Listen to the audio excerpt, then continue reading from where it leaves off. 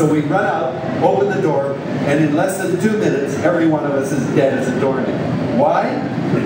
Because before there was any life on Earth, the air was filled with carbon dioxide, but there was no oxygen in it. It was when plants evolved a way of capturing sunlight and photosynthesis that they liberated a pollutant called oxygen and created the air that we depend on today. To this very day, it's all of the green things in the planet that are removing carbon dioxide and putting oxygen back in it. So without those things, animals like us couldn't have existed and won't exist in the future without those plants in the oceans and on land. Okay, well, let's say that we knew that, so there's a big tank of air for every one of us here, and so strap the tank of air onto your back and put a helmet, a mask on, and out we go. And after a while, I'd imagine you'd get hungry, because it was very hot before life evolved. You see, there was lots of water vapor and carbon dioxide. These are greenhouse gases.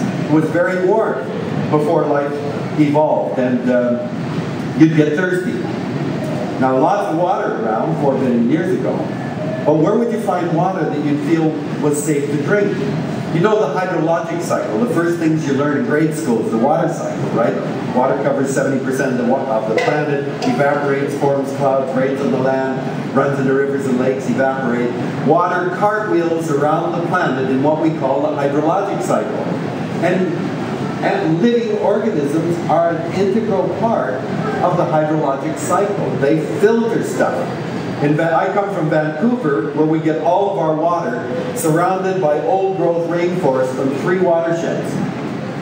3 watersheds surrounded by old-growth rainforest. And when it rains onto the land, those tree roots and other plant roots and soil fungi and bacteria filter that water. And we then can just drink it because it's been cleansed by the living organisms that live around and in that water. I know people say, I'm not going to drink that water, the fish in there shouldn't. Well, that's a part of the whole cycle as well. But we depend on life to cleanse the water, and before there was any life, there was an integral part of the hydrologic cycle that was missing. So, rather than drink the water, there's a glass bottle under your chairs for every one of us, glass, not plastic, and you don't want to ruin your sex life. Anyway, so we strap the old glass bottle onto our helmet, there's a straw, and we can drink all we want. And we're wandering around out there looking at this landscape, there are no forests, there's nothing. And after a while you get hungry. Before there was any life on Earth, where would we find any food? Every bit of the food that we eat for our nutrition was once alive.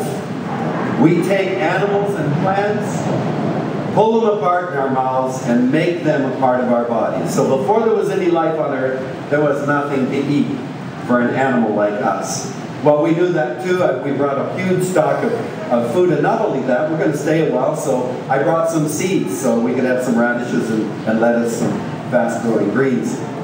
Where would we find soil to plant the seeds in? Before there was life on Earth, there was dust and clay and gravel and sand. There was no soil, because soil is by definition created when living things die and give up their macromolecules and mix with the matrix of sand and clay, and over long periods of time, soil is created by life. So it's life that created the soil, and life that is the food that animals like us depend on. And then finally, let's say the sun sets, still warm up, but we're getting homesick and thought, gee, it'd be nice to have a little fire here. Where would you find something to burn before there was any life on Earth? You know, dung or peat or coal or oil or gas. These are all created by life.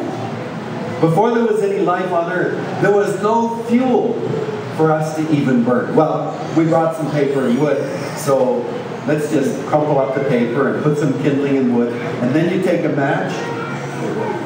Before there was any life on Earth, there was no fire on Earth, because in order to have fire, you need oxygen.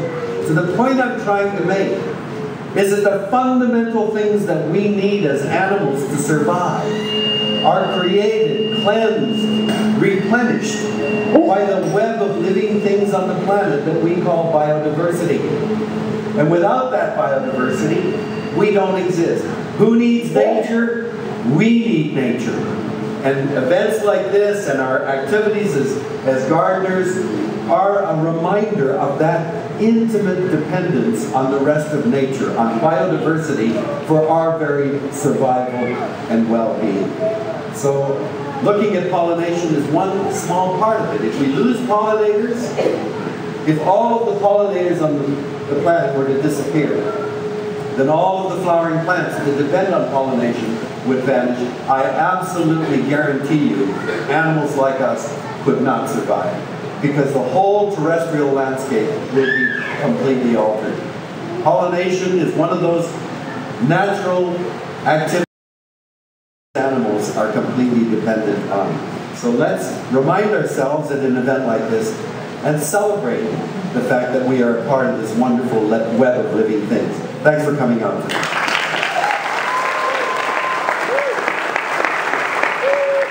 Thank you so much to Dr. David Suzuki. Now, that was just a little whetting of the appetite. Dr. Suzuki is here to speak more fully this afternoon at the Danforth Music Hall, as I mentioned earlier. At 4:30, he will be speaking there along with Lawrence Packer, a wonderful entomologist who will be talking about bees and the bee species in Toronto and what we can do to help protect them. Marjorie Harris, the editor of Gardening Life and the columnist for the Globe and Mail, will be speaking there as well, and Jason Collette will be playing music. So you can hear the full broadcast, as it were, of David Suzuki's presentation today at 4:30 at the Danforth Music Hall, and there are still tickets available. You can get them here, and you can also get them at the door. Before we let everybody go, though, Jeff Cape, who is certainly a part of that next generation, as David Suzuki mentioned earlier, we love the idea of taking over from the old farts, if that's what you are, David. And Jeff Cape is certainly one of the most passionate and active champions that I know of this generation. Jeff is the founder and president of the Evergreen Foundation, which is a big part of the reason that the Brickworks is as vibrant and exciting a natural green space as it is now, and as it will continue to be as the project blooms further. So I would like to let Jeff Cape have the final thank you words for David Suzuki.